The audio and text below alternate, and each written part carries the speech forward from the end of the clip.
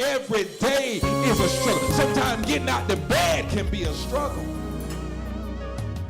Sometimes the thought of what you have to go through every day seems like if it ain't one thing, it's another. You get this over here straight, and then this over here start tearing up. You get this over here together, these folk over here act right, but then these over here start acting funny. What do you do when day after day, week after week, month after month, season after season, everybody else getting their change? What about me? Lord, how long? All the times we need it. A word to survive. Uplift. A word for the times we need it. A word to survive. Uplift. A word for the time. Amen. Psalm number 13. Psalm number 13, I'm going to read all 6 verses. It is really, really, really, really, really good to see you. I'm serious. It is really good to see you. Psalm 13, all 6 verses. David says, how long wilt thou forget me, O Lord? Forever? How long wilt thou hide thy face from me?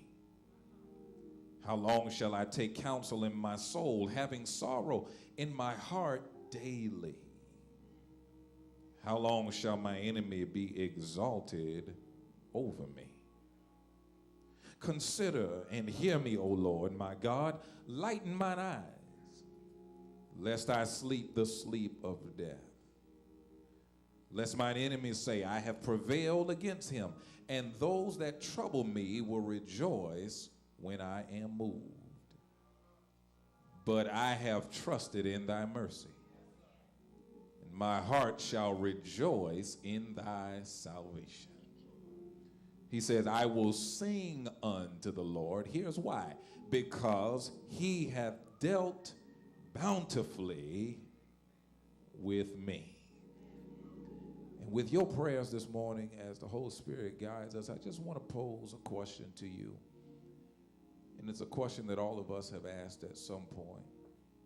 Lord, how long? On your way to your seat, somebody say, Lord, how long? Thank you. You may be seated. Lord, how long?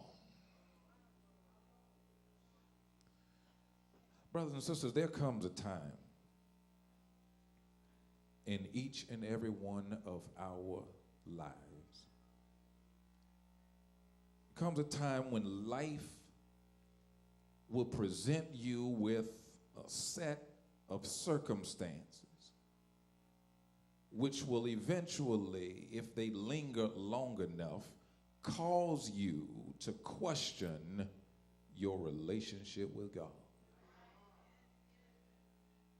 It may not have happened to you yet, because you might be in a youthful season of your life. But with a few more risings and settings of the sun as you continue to celebrate birthdays, don't you know? As you get older, it doesn't matter how long you've been a Christian or how many scriptures you have personally internalized. Sometimes it is the very fact that you are a Christian that sometimes contributes to the confusion. In other words, if I am God's child, knowing what I know about God, knowing his power, knowing his wisdom, knowing his ability, why then does it feel sometimes like God has abandoned me? Have you ever felt as if there was no reward for doing right? Have you ever felt like life had presented you with a set of confusing circumstances, so much so that it causes you to question whether or not you and God are really on good terms. I wish I had some help here. Have you ever been in a personal place that made you question the will of God? Question the ways of God, question your relationship with God, because you can't see him in the midst of your situation. You got faith, but you can't feel him. Talking about no trace of God anywhere in your situation. Have you ever felt like God was egging you? I need about 5 or 6 more witnesses. I'm talking about those people in here that have prayed, but it feels like God sent your prayer to voicemail. Seems like God has heard your request, but yet the request ended up in his junk mail. I know he's there because he said he would never leave me. I know he's there because he said he would never forsake me. But what do you do when you have reached out to God, but he takes his time replying to your request? Talk to me here. You get mad when people send you the voicemail. You know they sent you there because it didn't ring but 1.5 times, and then here come their voicemail talking about I'm not available. You get upset when people do that to you. You get upset when folk don't text you back within 10 minutes. You get upset when people do say one thing but do another. But what do you do when what you're seeing is not looking like what God said? That's where the text kind of finds us this morning. I'm not sure who this, message is going to be for. But there comes a time, even for the disciple, when you will go through a season of discontent.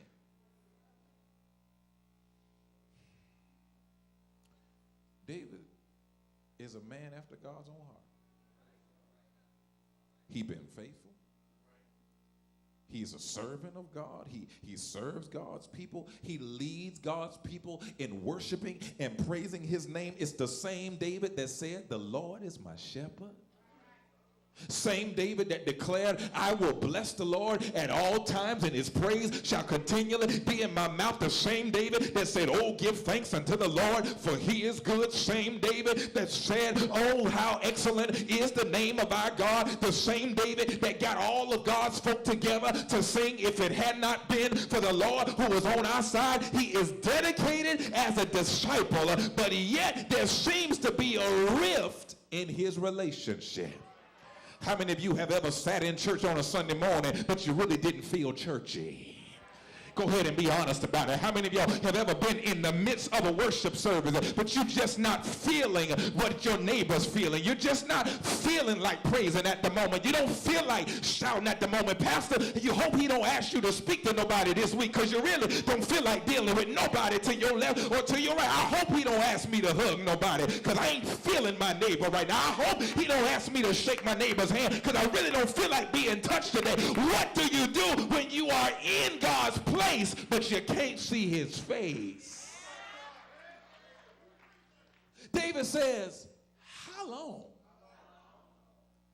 How long, God, are you going to forget me? Has anybody ever felt forgotten by the Lord? I'm talking about you saved, you read your Bible, you pray, you know you saved, you know you're going to see Jesus one of these days when you go to heaven, but in the meantime, you praying, but ain't getting no response. I show up to church because it's the Christian thing to do, but I ain't feeling the song. Pastor up there saying something, but I just ain't feeling it today. I'm not hungover from homecoming. I'm just not feeling churchy. Wish I had some honest folk in here. I'm in the place, but I can't see his face. How long? How long is the night season gonna last? I know joy coming in the morning. That's what the Bible told me. But how long is this night season? How long, he says, shall I take counsel in my soul with burdens and heartache that's weighing me down? Anybody ever felt like every day was a struggle? See, you never know who it is you're sitting next to on any given Sunday morning, because the majority of us don't look like what we're wrestling with right now. We don't look like what we're struggling through. We don't look like sickness. We don't look like depression. We don't look like bills are piling up. We don't look like the doctor gave us a bad report. We don't look like we're flunking a class. We don't look like we one bad day from going crazy. But there's somebody on your row, I promise you, they came to church with a question on their mind. Lord, how long? Every day is a struggle. Sometimes getting out the bed can be a struggle. Sometimes the thought of what you have to go through every day seems like if it ain't one thing, it's another. You get this over here straight, and then this over here start tearing up. You get this over here together, these folk over here act right, but then these over here start acting funny. What do you do when day after day, week after week, month after month, season after season, everybody else getting their change? What about me? Lord, how long? I wish somebody knew what I was talking about this morning. When you know you have been faithful and you know you love the Lord, but it get to a point where you start asking God some questions. How long am I going to have to go through this? How many more months am I going to have to struggle to pay bills? I forgot this was the rich crowd, so I'll save this for the broke people at 11:30. How long do I have to struggle with people? How much longer do I have to deal with this sickness? I mean, I hear everybody else talking about they breakthrough. When mine coming? Because if I don't get a breakthrough, I'm going to have a breakdown. Have some help here. How long before I get some relief? How long before I get to the blessing? How long before I get to the victory? Because right about now, it feels like I'm barely holding on. Has anybody ever gone through a season where stuff started to weigh you down, stuff starting to pile up on you, things starting to gang up on you, and the only question you can ask is, Lord, how long?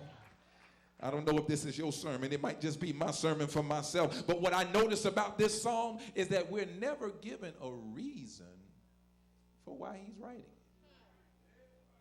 We know David is king, but we don't know that he's going through some political problem.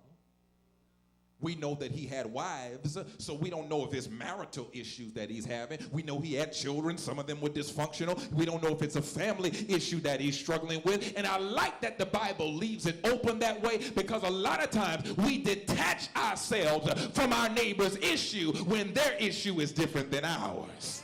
In other words, your neighbor's struggling with something, and when you find out about it, you're quick to detach because that's their problem. That's their issue. But how many of y'all know that because your neighbor's issue is different from yours, don't mean your time ain't coming after a while. You just keep on living, because after a while, what goes around your neighbor's yard, it'll creep over into your yard after a while. Is them this week? Is them on the prayer list this week? Is them on the screen this week? But if you just keep on living, life has a way of showing up to your house.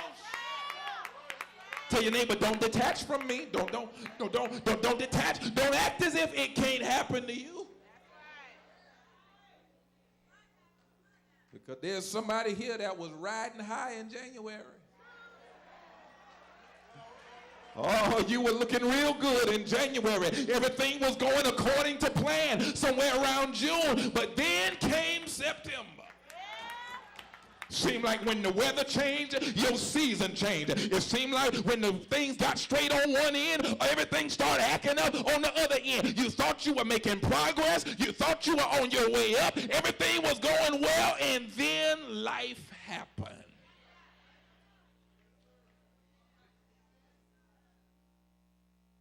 How long are you going to allow the wicked to rejoice over the righteous? See, it's one thing when you can shout for another Christian and their blessings because you genuinely happy for your brother or your sister. That's one thing. But how can I shout when I'm seeing folk blessed that don't even love the Lord.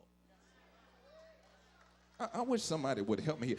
I'm talking about they don't even show up to work on time and they get promotions. You know more than they do. You train them and they your supervise. Somebody ought to be honest up in here. How is it that folk who don't even go to church seem to be prospering? David said, Lord, how long will you let the heathen rage on? Because from the outside looking in, worldly folk always seem to have more fun. Don't they be turned up though? It just seems like they have more fun than it seems like it ain't no fun following Jesus. We the one that love the Lord and trying to live a disciplined life, but we the one catching all the hell. I'm doing the best I can. They ain't got no problems in the club. Ain't nobody at happy hour depressed.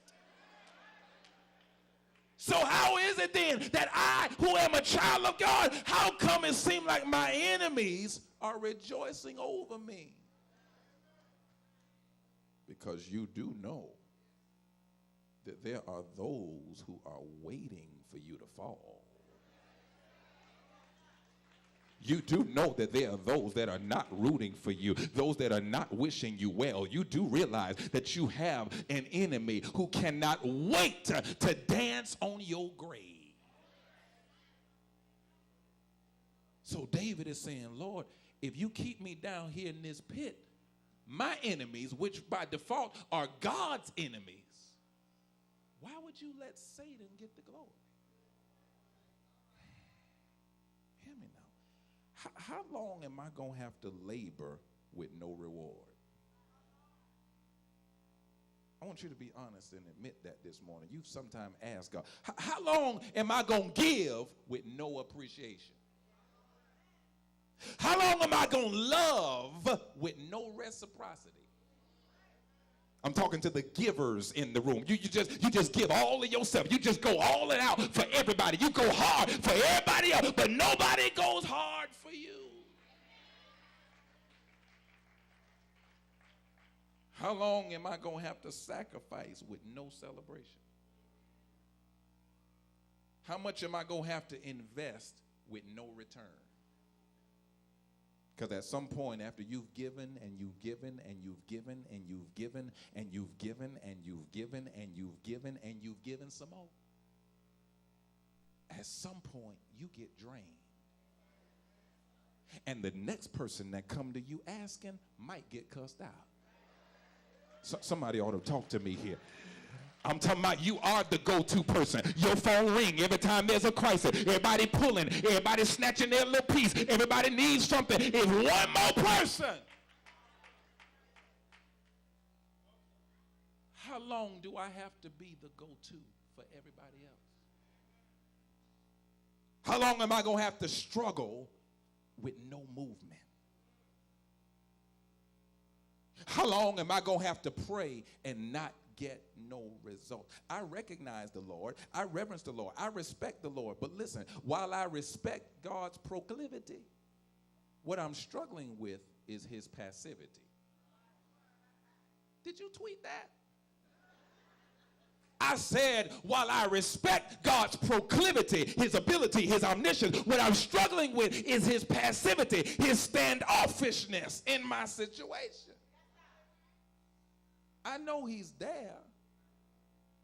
I just ain't hearing nothing. I'm struggling with the fact that God has not acted in my situation. Because quite frankly, there's some things I feel like God should have done by now. Have I got an honest church today? I just, by now, something should have done moved. By now, something should have done happened. By now, I should have been at another level. By this point in my life, I should be further along. There's somebody in here right now that should be in cruise control by now. You should be looking about 12, 15 more years to retirement. You should be set for life. But what do you do when you feel 10 years behind? some seasoned person in here can testify, your children should have been out of your pocket by now. Your friends should be further along than they are now. You shouldn't be caring for your children and your grandchildren, not by now. That joker ain't got no business living in my guest room by now. Still eating my cereal at this point in his life. I wish I had some help in here. They shouldn't have to call me every time they get in trouble. By now, God should have done something.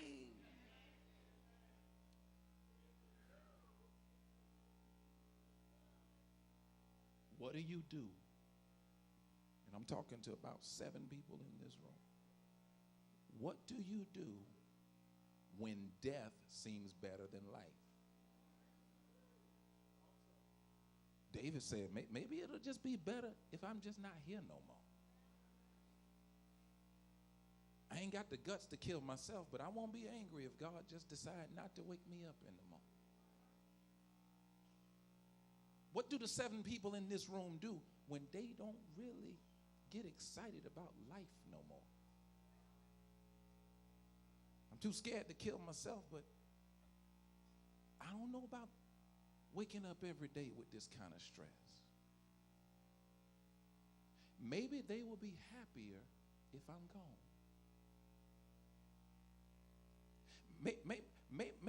Maybe she'll be better off without me. Maybe somebody can make him happier than me. See how quiet it gets up in there? What do you do when death seems better than life? You who have been taking care of an aging loved one. You who have been seeing about your mama and your dad and your grandmama and your auntie, you've been taking care of a sick loved one for so long. What do you do when you don't want them to die? You just want some relief because it's all on you. What do you do when the tables are turned and you are the sick person and you don't want to be a burden to nobody? What do you do when you don't want to call on nobody because you don't want them to think you're needy? You don't want them to think that you're broken. You don't want to be a burden to nobody. Oh, I don't want to bother you. That's why I didn't call them. And they telling you, call me if you need me, but you don't want to bother them. What do you do when death seems easier than life? Maybe it's not you going through that. But I'm preaching to some people here this morning who just want to know, Lord, can you give me a hint as to how long this gonna last? I wish I could grant you an exemption. But the fact of the matter is, all of us gonna ask the Lord some questions. All of us have gone through that season where we just look around and we like, Lord, this can't be it. And then you know what else you do? You start rationalizing. You start saying, I deserve better than this. Don't you deserve better than that? So you told yourself. You look at your check and you say, I deserve better than this. They just don't appreciate me. I bring more than this to the table, don't you know? I deserve better than this. You start looking around your marriage and saying, I deserve better than this. You start looking at how people do you and you say, I deserve better than what I'm getting right now. But the good news, there is good news. The good news, as I prepare to close, is that the God you serve, the God you've been following all this time, the God that you have put all of your trust in. Listen to me. If you don't hear anything else, I need you to hear this. Just because God is not visible doesn't mean God is not viable. That's good news for somebody. I said just because God is not visible doesn't mean that he is not viable. After 4 verses of complaining, oh, woe is me. Oh, how long? Oh, how long am I going to have to do that? How long am I going to have to cry? How long am I going to have to go through? After 4 verses of woe is me, it only took one memory to turn his whole situation around. Verse 1, he's complaining. Verse 2, he's crying. Verse 3, he's woe is me. Verse 4, he's still going through it. But somewhere there about verse number 5, he says, but I have trusted.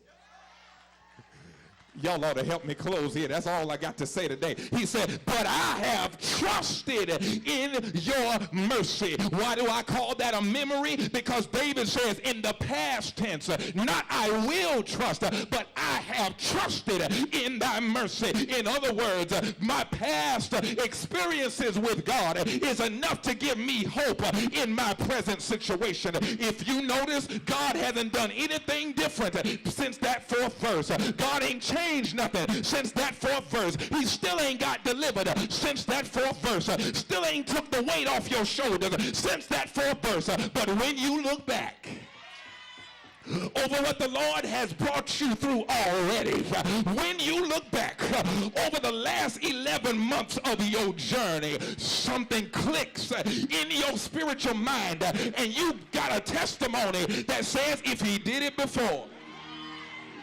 Somebody ought to help this preacher preach up in here. I said if he did it before, he's able to do it again. I wonder if there's somebody here with some past experiences that got enough to get you through your personal present situation. He says, I have trusted in the Lord. And you got to think about 2012 when you thought everything was over. You got to look at 2013 when you were ready to throw in the towel. But then you remembered. Then you had a flashback. You said to yourself, self, get it together, because this ain't the first time you had to wipe some tears. This ain't the first time you had to take a test. This ain't the first time you've had trouble in your way. So if he did it before, I gotta learn to trust him because he's able to do it again. Is there anybody here that got previous experiences? You got to encourage yourself if nobody else does. Look at your neighbor. I told you was going to talk to them. Look at your neighbor that don't mind speaking to you and tell them, neighbor, this ain't my first trip to the rodeo. Tell them I've been sick before. I've been broke before. I've been heartbroken before. I've been betrayed before. I've been lied to before. I've had knife wounds before. I've questioned God before. I've had to wait before. But the same God that showed up before, the same God that made a way before, tell somebody he's able to do it again. Can I get a witness here? I got 4 verses worth of struggle in my life, but it takes one memory about the goodness of Jesus to turn my 4 verses all the way around. David said, I will sing unto the Lord because he has dealt bountifully with me. And I asked David what bountifully means. It means that the Lord has been fair even when you don't think he's been. The way I want to say it is how I'm going to say it now. Even though it's bad, tell somebody it could have been worse, because the Lord has dealt bountifully with me. He's been keeping me. He's been protecting me. He's been providing for me. He been putting up with me. He been opening doors for me. He been making a way for me. Tell your neighbor, tell him it's bad, but it could have been worse. The reason I know is because I'm still here to talk about my journey. I'm still here to talk about my blessings. If it had not been for the Lord, if he had not showed up when he did, he never promised to move my mountain, but he'll give me the strength to climb my mountain. He may not remove the burdens, but he will make my back a little stronger. I'm so glad that I got a Savior that can hold on when he felt like giving up. It was late one Thursday evening. Jesus prayed a prayer just like David prayed. He said, Father, is there any other way we can get around this thing? But God said, no, you gotta go through in order to get to. You gotta struggle to get your strength. You gotta grind to get God's grace. You gotta fight to get God's favor. And right early that Friday morning, Jesus went to Calvary to save a wretch like you and me. He hung on the cross, couldn't see God, hung, bled, and died. Didn't hear from his Father. He said, Father, Lord, why have you forsaken me? He hung there from the 6th to the 9th hour, died for your sin and mine. But I'm so glad. Y'all ain't tired, are you? I said I'm so glad that I serve a God that no matter what I lose, if I lay it down, he'll give it back to me. Stayed in the grave all day Friday, all Friday night. Stayed in the grave all day Saturday and all Saturday night. But shake your neighbor's hands and preach to your neighbor and tell him,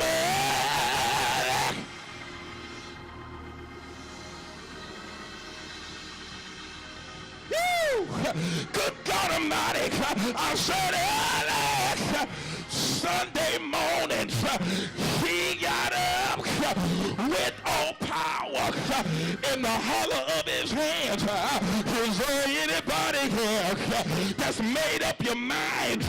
I may not get there by Friday, but I'm gonna hold on till my change comes. He may not come when I want him. He may not move when I ask him.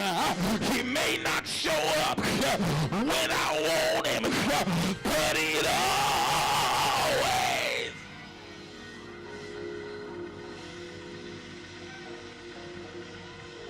Good God, he'll always,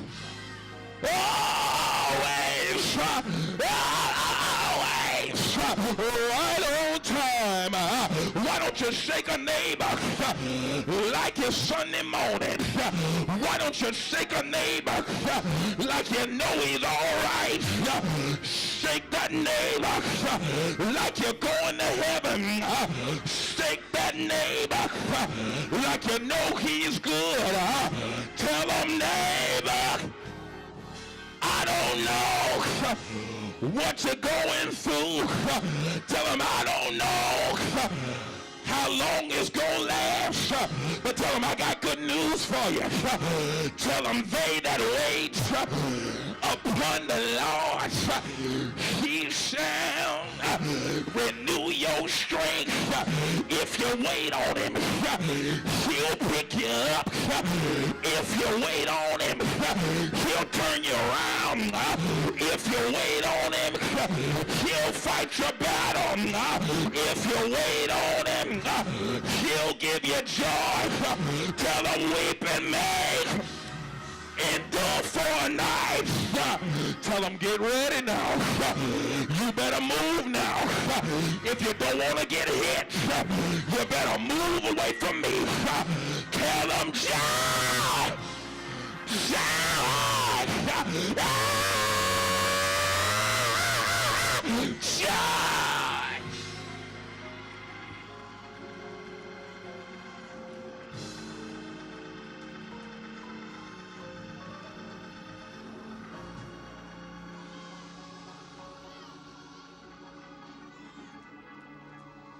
How long? Live the word for time.